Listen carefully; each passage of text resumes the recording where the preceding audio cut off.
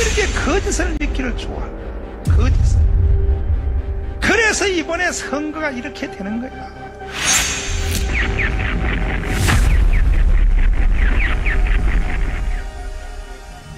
조선 말 흥선대원군의 우리 민족끼리 살겠다라는 시대착오적인 쇄국 정책으로 대한민국은 근대화의 과정에서 낙오되었습니다. 그 결과 1910년 한일 병합이 되어 36년 동안 일본의 나라를 빼앗기게 되었습니다.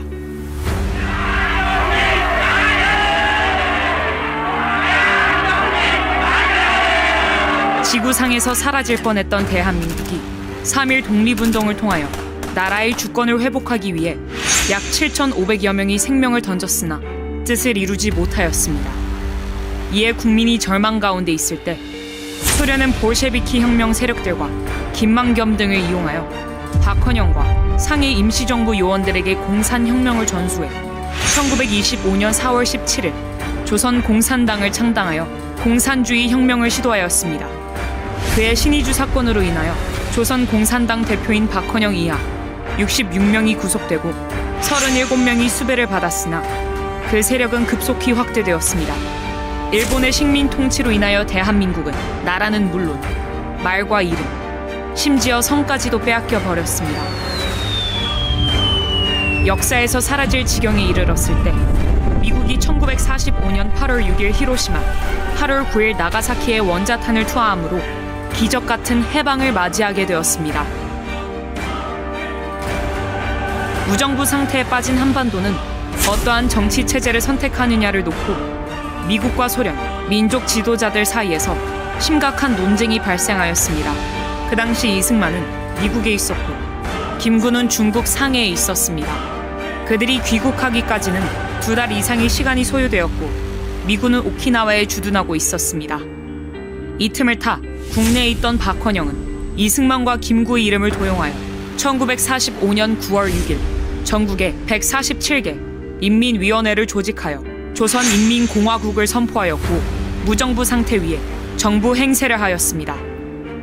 박헌영이 일본인 명의의 적산과 토지 등을 강제 몰수하여 무상분배의 토지개혁을 시행한다고 국민을 선동하자 남한 국민의 78%가 이를 지지하며 대한민국은 광복의 기쁨을 누리기도 전에 조선 공산당의 지배하에 들어갈 뻔하였습니다. 이승만은 유엔과 미국의 협조를 받아 1948년 5월 10일 선거 가능한 지역에 대하여 먼저 총선을 시행하므로 1948년 8월 15일 대한민국이 건국되었습니다. 박헌영과 남로당은 총선을 방해하기 위해 대구 10월 폭동, 제주 4.3 폭동, 여수 반란 사건을 일으켰으나 이승만 대통령은 좌우 합작을 주장한 미소 공동회의를 제압하고 자유민주주의, 자유시장경제, 한미동맹, 기독교 입국론에 대한민국 4대 건국기둥을 세우게 되었습니다.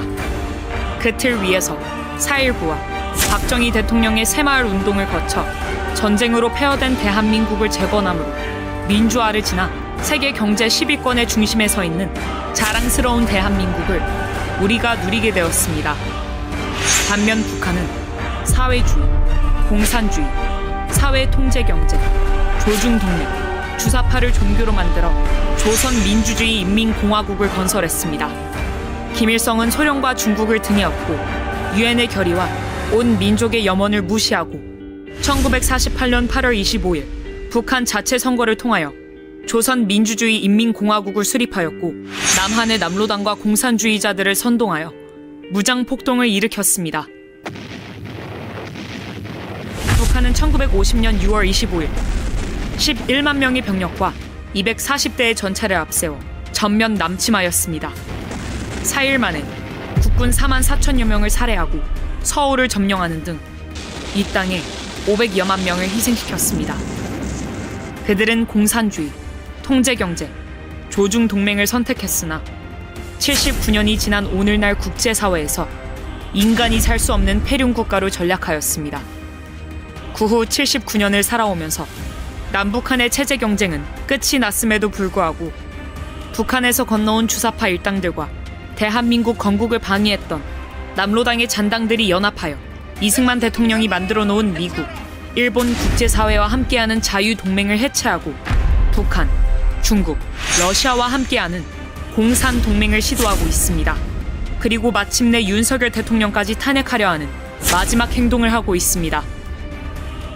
오늘날 대한민국에는 1948년 8월 15일 대한민국 건국을 부정하며 역사를 왜곡하는 종북 좌파 사상을 가진 이들이 일어나 6.25 전쟁은 민족 해방 전쟁이고 미국은 한반도를 분단시킨 원흉이라고 말합니다.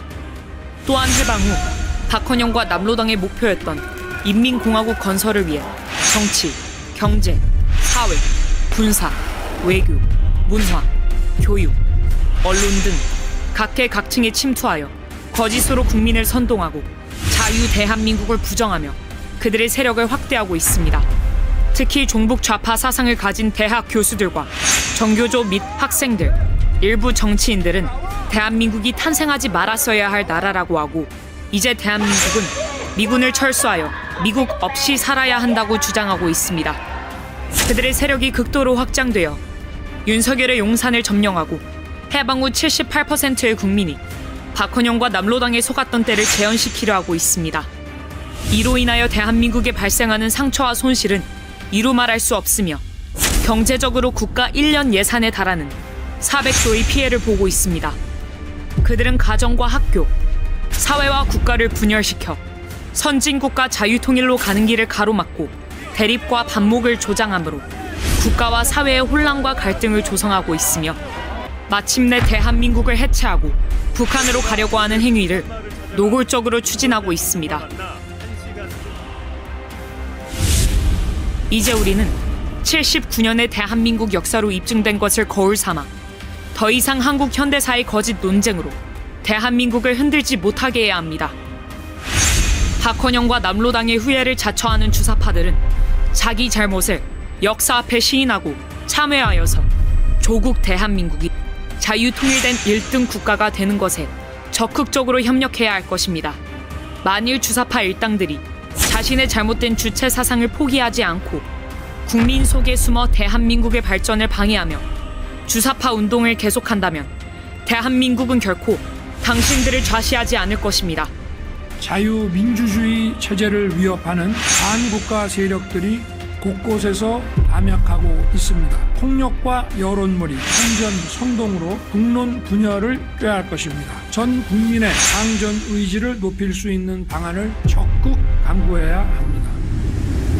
대한민국 국민 여러분, 대한민국이 자유통일과 세계 속의 선진국가가 되기 위해서는 문재인과 이재명을 속히 처벌하고 주사파를 척결하여 이승만 대통령이 만들어 놓은 헌법과 4대 건국 기둥을 바로 세워야 할 것입니다. 이 일을 진행하기 위하여 진통이 있을 수 있으며 걱정스러운 일도 일어날 수 있습니다.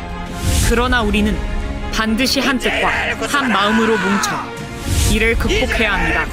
대한민국은 앞으로 나타날 영광을 위하여 그리고 국민소득 5만 불, 자유통일국가, 복지국가, 세계 인류 국가가 되기 위하여 정체성을 확립하고 그 책임과 의무를 다해야 할 것입니다.